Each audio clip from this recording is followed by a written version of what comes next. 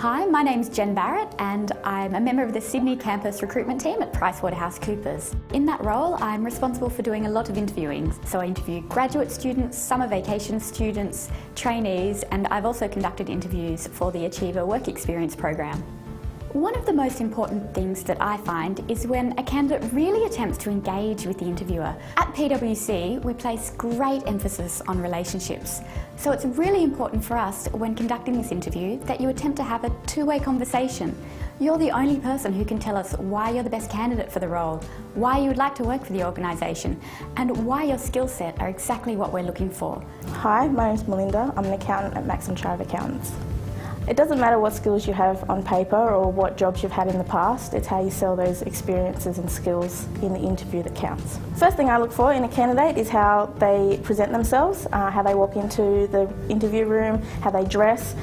Certain firms aren't sticking the muds, but we do expect a certain level of professional appearance. Another important factor is to make sure that you arrive on time. After all, when you start in the workplace, you'll be attending lots and lots of client meetings and you will have to be on time then. So your behaviour now is an indicator of how you'll behave in the workplace. I think it's important to be prepared for an interview. I think that it would help boost your confidence levels, and it also shows the interviewers that you really care about the position that you're applying for with that particular firm. One good question to ask yourself before the interview is, how would you like to be remembered? In my experience, it's candidates who have done their research and thoroughly looked into the organisation who tend to be the most successful. These candidates are the ones who can tell us why they want to work for the organisation, if it's the type of place they want to start their career, and what opportunities are available for them for career growth. Candidates who ask questions show that they've got initiative, that they're motivated and that they're really eager to learn. We're very interested in candidates who want to see if they're the right type of fit for the organisation and if the role is the right type of role for them. If I had to put my finger on one thing that I think is vital, it's that first impressions really do count. Well, obviously in an interview we'll be asking you a lot of questions as well. So it's really important that you listen carefully to the questions. You stop and think about the question and then you provide a thoughtful, considered response. One of the key things to remember is that by providing examples of your past behaviour, you're also demonstrating, how you can fit into the workplace in the future.